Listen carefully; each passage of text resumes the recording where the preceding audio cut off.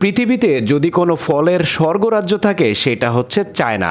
সৃষ্টিকর্তা যেন চায়নাতে সকল নেয়ামত একেবারে ঢেলে দিয়েছে। আজকে আপনাদেরকে চায়নার একজন সফল কৃষকের ফলের বাগান দেখাবো।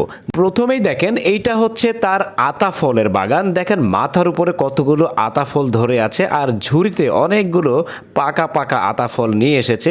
এখন দেখেন একটা পাকা আতা ফল ভেঙে দেখাচ্ছে আপনাদেরকে, চমৎকার। তারপরে এইখানে দেখেন এইটা হচ্ছে 3 ফলের বাগান। এই 3 ফলটা অনেক বেশি নরম, সুস্বাদু আর পুষ্টিকর হয়ে থাকে। এই কৃষকের মোটামুটি সব ধরনের ফলেরই গাছ রয়েছে।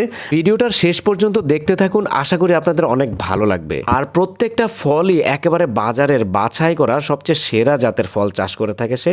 দেখেন 3 ফলের সাইজগুলো কত বড় বড়, বিশাল বড় এবং দেখতে খুবই লোভনীয়। তারপরে এই ফলটাকে দেখেন, এটার নাম হচ্ছে লোকাট।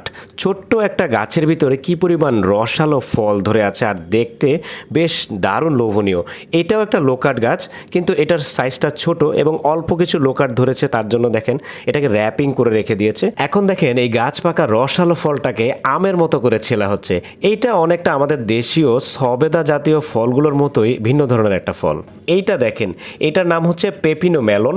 এটা অনেকটা তরমুজ জাতীয় ফল, কিন্তু দেখতে আপেলের মতো, বেশ রসালো, ভিতরে অনেক পানি থাকে আর রস থাকে, জানি না খেতে কেমন হবে। তারপরে এইটা দেখেন, একটা ছোট্ট ডালিম গাছে কি পরিমাণ ডালিম ধরে আছে, ভারে গাছটা দেখেন একেবারে নুয়ে গেছে। আর ডালিমটা দেখেন দেখতে কতটা সুন্দর, একেবারে রাজকীয় সাইজের ডালিম।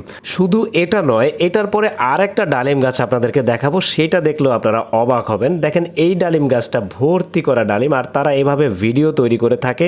তার কারণ হলো বিভিন্ন ভিডিও তৈরি করার মাধ্যমে তারা সোশ্যাল মিডিয়াতে তাদের বাগানের এই লোভনীয় ফলগুলো কাস্টমারের কাছে বিক্রি করে থাকে এবং হোম ডেলিভারি দিয়ে থাকে বা পাইকারিও বিক্রি করে থাকে।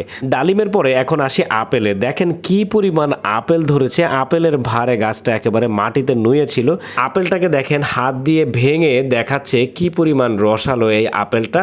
এখানে দেখেন আপেলগুলোকে বাগান থেকে পেড়ে এনে স্তূপ করা হয়েছে, এগুলোকে দেশের ভিতরে এবং দেশের বাহিরে পাঠানো হবে। তারপরে এইখানে দেখেন ছোট্ট একটা গাছের ভিতরে কি পরিমাণ আপেল ধরেছে। এইখানে দেখেন আপেলটাকে হাত দিয়ে ভেঙে দেখাচ্ছে। এইখানে দেখেন আরেকটা আপেল গাছ। এত ছোট একটা আপেল গাছে যদি এই পরিমাণ আপেল ধরে, তাহলে শত শত আপেল গাছে কি পরিমাণ আপেল ধরতে পারে। চায়নাতে কৃষি কাজ করা বেশিরভাগ মানুষই শিক্ষিত হয়ে থাকে, যার জন্য তাদের কৃষিক্ষেত্রে এত বেশি সাফল্য। আর আমাদের দেশে বেশিরভাগ কৃষকরাই কম শিক্ষিত কিংবা অশিক্ষিত হয়ে থাকে, আর ঠিক সেজন্যই চায়না আমাদের থেকে এতটা এগিয়ে আছে। দর্শক, ভিডিওটি কেমন লাগলো কমেন্ট করে মতামত অবশ্যই জানাবেন। ধন্যবাদ।